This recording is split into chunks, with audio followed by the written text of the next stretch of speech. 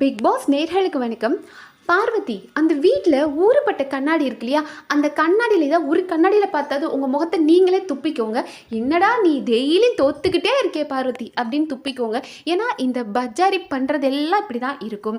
அவளை திட்டி வாரம் நமக்கும் சலிச்சு போச்சு. நமக்குலாம் ஒரு சில வாரங்கள் நமக்கு பிடிக்காதவங்களை திட்டினா ஹே சூப்பர் விஜய் சேதுபதி சூப்பராக ரோஸ் பண்ணிட்டார் அப்படின்னு நினைப்போம். ஆனால் இந்த ஜென்மத்துக்கு உரைக்கவே உரைக்காது.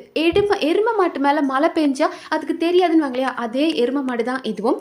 ஏன்னா வீட்டு வேலை எதையுமே செய்ய மாட்டான். அவளோட மைண்ட் செட் எப்படின்னு, அவள் ஒரு பெரிய மகாராணி. இந்த வீட்டுக்கு வந்தது பிக் பாஸுக்கு தான் பெருமை. ஐ மீன் அவள் இந்த வீட்டுக்கு வந்தது பிக் பாஸ்க்கு பெருமை அப்படின்ற மாதிரி எப்போதுமே ஒரு திமிரில் ஆடிட்டு இருப்பா. முதல் நாள்லேருந்து இன்னைக்கு வரைக்கும் அவளுக்கு மேலே ஒருத்தர் இருந்து ஒரு வேலையை செய்யுங்க பார்வதி அப்படின்னா அவளால் செய்ய முடியாது. சூப்பர் டீலக்ஸ் வீட்டில் இருக்கும்போது Super Deluxe versus Bigg Boss அப்படின்ற கான்செப்ட் இருக்கும்போது பார்வதியால் அவ்வளோ பஞ்சாயத்து நம்ம பார்த்துருப்போம். என்ன காரணம் அப்படின்னா, சூப்பர் டீலக்ஸ் வீட்டுக்காரங்களுக்கு ஒரு ப்ரிவிலேஜ் இருக்கும். அவங்க ஒரு வேலையை இவங்களை வாங்கணும். ஆனால் அப்படி தனக்கு மேலே ஒருத்தர் இருந்து வேலையை வாங்கினா இவளால் பிடிக்காது. இந்த பஜாரி உடனே ஆட ஆரம்பிச்சிருவா. ஸோ அந்த சூப்பர் டீலக்ஸ் வீடுன்ற கான்செப்ட் இல்லாமதுக்கு அப்புறம் தான் இவளோட ஆட்டம் கொஞ்சம் கம்மியாச்சு. அண்ட் இப்பவும் சரி, அவளுக்கு எந்த வேலை கொடுத்தாலும் அது பிரச்சனை தான். இந்த வெசல் வாஷிங் கிடையாது. அவள் கிச்சன் டீமில் இருந்தாலும் பிரச்சனை பண்ணுவா, பாத்ரூம் கிளீனிங்கில் இருந்தாலும் பிரச்சனை பண்ணுவா. இப்போ கிச்சன் டீமில் இருக்கிறான்னு வைங்களேன், அவளுக்கு சமைக்க தெரியாது. ஸோ தப்பாக ஒன்று பண்ணுவா. இல்லை கூப்பிட்ற நேரத்துக்கு காய்கறி கட் பண்ணி தர மாட்டா. இல்லை நான் தான் சமைப்பேன். அவளுக்கு ஒழுங்காக வெந்தயம் எது பருப்பு எதுன்னு கூட தெரியாது. ஆனால் நான் தான் சமைப்பேன் அப்படின்னு நிற்பா. அதில் ஏதாவது தப்பு பண்ணுவா. இல்லை இதை கட் பண்ணி கொடுங்கன்னா அதெல்லாம் நான் பண்ண மாட்டேன், நான் இறங்கினா அதை சமையல் தான் செய்வேன் அப்படின்னு ஒரு சண்டை போடுவா. பாத்ரூம் கிளீனிங்கில் இருந்தால் பாத்ரூமை ஒழுங்காக க்ளீன் பண்ணவே மாட்டா. ஒரு தடவை வியானா கேட்டாங்க, என்னங்க எல்லோ ஸ்டெயின்லாம் அப்படியே இருக்குது, நீங்கள் என்ன பாத்ரூம் வாஷ் பண்ணிங்களா, டாய்லெட்லாம் க்ளீன் பண்ணிங்களா இல்லையா, அந்த சீட்லாம் என்ன நீங்கள் க்ளீன் பண்ணீங்க அப்படின்னு வியானா கேட்டிருந்தாங்க. ஸோ அப்படி எதுவுமே அவளால் சுத்தமாக பண்ண முடியாது. அவள் ஒரு அழுக்குருண்டை. சீரியஸ்லி ஒரே ட்ரெஸ்ஸை லைவ் பார்க்குறவங்களுக்கு தெரியும், ஒரே ட்ரெஸ்ஸை இன்றைக்கும் போடுவா நாளைக்கும் போடுவா. அவளோட பீரியட்ஸ் ஆன ட்ரெஸ்ஸை வாஷ் பண்ணி அப்படியே சிங்கில் வாஷ் பண்ணி அடுத்தவங்க ப்ரஷ் மேலே ஊற்றுவா. பாத்ரூமில் டிஷ்யூ போடுறதுக்கு அதுக்கு கவர் வைக்கணும் அப்படின்றது தெரியாது. ஒழுங்காக டாய்லெட்டை க்ளீன் பண்ண தெரியாது. வெசல் வாஷிங் பண்ணாலும் பிளேட்ஸ்லாம் அப்படியே இருக்கும், ஒழுங்காக வாஷ் பண்ண தெரியாது. என்ன காரணம் அப்படின்னா திமிரு. நான் ஏன் பண்ணணும், நான் இவ்வளோ தான் பண்ணுவேன், அதுக்கு மேலே என்னை யாராவது கேள்வி கேட்டால் நான் அப்படி தான் பேசுவேன். எல்லாருமே வெசல் வாஷிங் அந்த வீட்டில் பண்ணும்போது ஓகே காலையில் சமைச்சு முடிச்சிட்டாங்களா, கொஞ்சமாக இருக்கும் வெசல் வாஷிங் பண்ணிடுவோம் அப்படின்னு பண்ணுவாங்க. ஆனால் இவ மட்டும் பண்ணவே மாட்டா.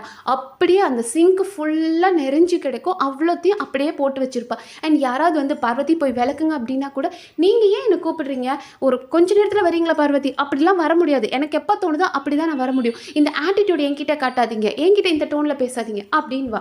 இவ பண்ணுற வேலைக்கு கமருதீன் அவருக்கு வெசல் வாஷிங்னா ரொம்ப பிடிக்குமா, ப்ளஸ் அவருக்கு பார்வதி வேலை செய்ய வேண்டாம் அப்படின்றனால மனுஷனே போன வாரங்கள் அவர் தலையாக இருந்தாலும் கூட அவர் இறங்கி நிறைய வெசல் வாஷிங் பண்ணார். ஓகே, அதை தான் சேதுனா கேட்குறாரு, நீங்கள் வீட்டு தலை அப்படின்றத நீங்கள் இறங்கி வேலை செய்யக்கூடாது, வேலை வாங்கணும். பார்வதி வேலை செய்யலை அப்படின்னா வேலை வாங்குறது தான் தலையோட வேலை.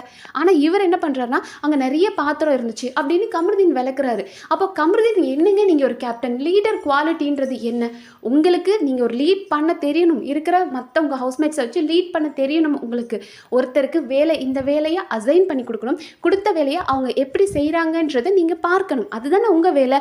நீங்களே இறங்கி எல்லா வேலையும் செஞ்சு அப்புறம் எதுக்குங்க நீங்கள் டீம் பிரிக்கணும், நீங்களே போய் பாத்ரூம் கழுவுங்க, கேப்டன் நீங்கள் தானே, நீங்களே போய் எல்லாத்தையும் பண்ணுங்க அப்படின்னு சொல்லியிருக்கலாமே. ஸோ ஒரு கேப்டனாக அவரால் இருக்க முடியல, பார்வதி கிட்ட பேசி சண்டை போட முடியல, அவர் போய் வேலை செஞ்சுட்டார். அதான் கண்ணி கூட கேட்டாங்க, என்ன கேப்டன் நீங்கள் போய் இதை பண்ணிட்டுருக்கீங்க, பார்வதி வேலை செய்யணும், நீங்கள் வேலை வாங்கணும் அப்படின்னு. ஏன்னா கமருதீன் என்ன பண்ணுவார்னா, பார்வதி அங்கங்கே குடிச்சிட்டு காஃபி டீ எல்லாம் குடிச்சிட்டு அப்படியே மக்க வச்சுட்டு போயிடுவாங்க, அவங்கள கப்பு வச்சுட்டு போயிடுவாங்க.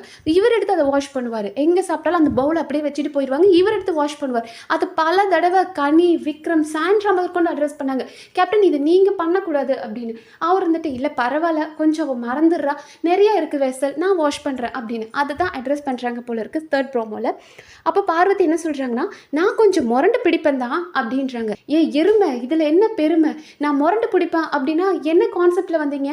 இப்போ இந்த பிக் பாஸ் வீட்டில் உங்களுக்குலாம் தண்டத்துக்கு இத்தனை நாள் சம்பளம் கொடுக்குறாங்க இல்லையா, அவங்க நினச்சா உங்களுக்கு வெட்டி அப்படி உட்கார வச்சுட்டு உங்களுக்கு சாப்பாடு போட தெரியாமலா, ஏன் அவங்க உங்களுக்கு சாப்பாடு போடாமல் உங்களே செஞ்சு சாப்பிட சொல்கிறாங்க. லைக் இந்த வீட்டில் ப்ரொவிஷன்ஸ் எவ்வளோ கஷ்டம், அந்த கஷ்டத்தில் நீ எப்படி டேக்கிள் பண்ணுற. ஏன்னா சாப்பாட்டில் உன்னை அடிக்கும் போது ப்ரெஷர் ஜாஸ்தியாகும். நல்லா வயிறு முட்டை சாப்பிட்டுட்டு சண்டை போடணும் யாரும் போட மாட்டான். அந்த சாப்பாட்டுக்கு பிரச்சனை வரும்போது ஒரு சண்டை வரும்ல, அதை எதிர்பார்த்து தான் நீங்களே சமைச்சு சாப்பிடுங்க அப்படின்னு. ஆனால் எந்த சீசன்லேயும் இத்தனை நாள் 70-75 நாள் 80 நாள் வந்ததுக்கு அப்புறமும் இப்படி ஒரு பிரச்சனை வந்ததே இல்லை. ஏன்னா பார்வதியை பொறுத்த வரைக்கும் நான் முரண்டு தான் பிடிப்பேன், நீங்கள் சொன்னால் உடனே நான் செய்ய மாட்டேன். பிக் பாஸ் ரூல் என்னவா இருக்குது, நீங்கள் ஒவ்வொரு விஷயத்துலையும் கஷ்டப்பட்டு டேக்கிள் பண்ணி வரணும். ஆனால் அப்படிலாம் என்னாலாம் கஷ்டப்பட முடியாது. என்னை எவனா சொல்லிட்டான் அப்படின்னா நான் மதுரை பொண்ணு, நான் அப்படி தான் பேசுவேன், நான் அப்படி தான் பஜ்ஜாரி மாதிரி ஆடுவேன். நான் ஆடுற ஆட்டத்தை பார்த்து எல்லாரும் பயந்துடணும், ஐயோ இவக்கிட்ட பஜ்ஜாரி இவக்கிட்ட வாய் கொடுக்கறதுக்கு நானே அந்த 4 பாத்திரத்தையும் சேர்த்து விளைக்கிறேன் அப்படின்னு போகணும். அதனால தான் அவங்க ஆரம்பத்துலேருந்து ஒரு விஷயத்தை ரெஜிஸ்டர் பண்ணிட்டாங்க.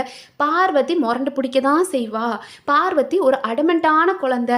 ஒரு அம்மாவுக்கு 5 குழந்தைங்க இருக்குது அப்படின்னா 5 ஒரே மாதிரி இருக்காது, அதில் நான் ஒரு மாதிரி இப்படின்றத பல நேரங்கள் அந்த வீட்டில் பதிவு பண்ணிக்கிட்டே இருக்கா. நான் இப்படி தான் முரண்டு பிடிப்பேன், நான் அப்படி தான் அடமெண்ட்டாக இருப்பேன், நீங்கள் தான் என்ன சமாளித்து போகணும் அப்படின்றத. அண்ட் இப்போ சேதுபதிக்கிட்டையும் அதை சொல்ல ஆரம்பிச்சிட்டாங்க, நான் முரண்டு பிடிப்பேன் அப்படின்னு. அதை தான் அவர் கேட்குறாரு, நான் அடம் பிடிப்பேன் அப்படின்னு சொல்கிறதுக்கு என்ன அர்த்தம், அப்போ நீ எல்லாமே செய்வ, நாங்கள் மூடிட்டு போகணுமா அப்படின்ற மாதிரி அவர் கேட்குறாரு. அதுக்கு தான் பார்வதி சொல்கிறாங்க, இல்லை சார் பார்வதி வேலை பார்க்கக்கூடியவள் தான், வேலை பார்க்குறவ தான். எப்போ வேலை பார்ப்பேன், உங்களுக்கு அங்கே சமைக்கிறதுக்கு இப்போது மதியம் சமைச்சிருக்காங்க, வெசல் வேணும்னு கேட்பாங்க, அதெல்லாம் முடியாது, இப்போ நான் செய்ய முடியாது அப்படின்வாங்க.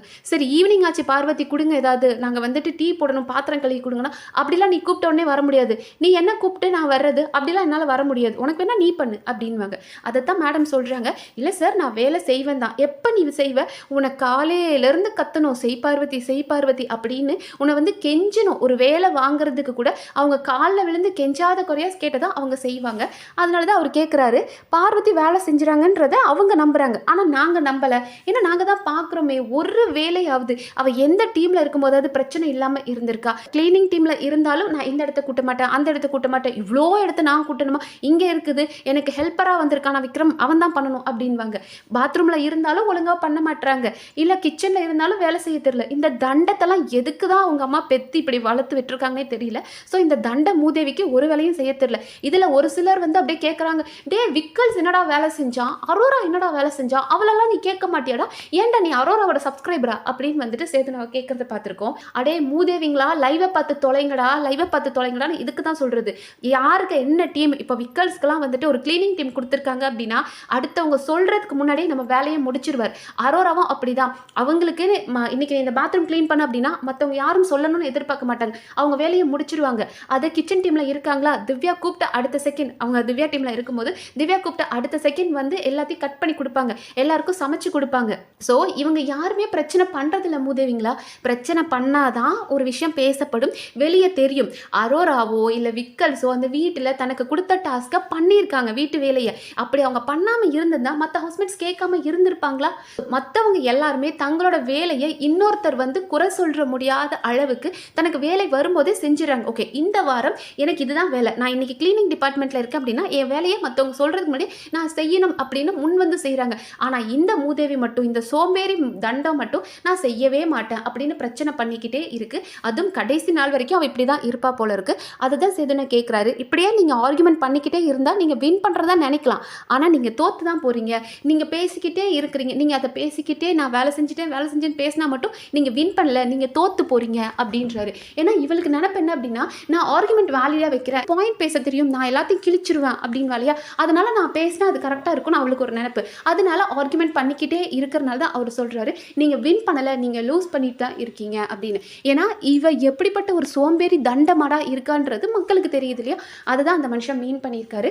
இந்த தண்டம்லாம் திருந்தது, நல்லா கொட்டிக்கணும், சண்டை போடணும், இதுதான் அவளோட புத்தி. கேட்டால் நான் ஒரு புரட்சி பெண், பூ விற்கிற பெண்ணுன்னு ஏதாவது ஒரு கதை சொல்லிட்டு இருப்பா. ஸோ இந்த தண்டத்தை பற்றி நீங்கள் என்ன நினைக்கிறீங்கன்றதை கமெண்ட் செக்ஷனில் சொல்லுங்கள். நன்றி.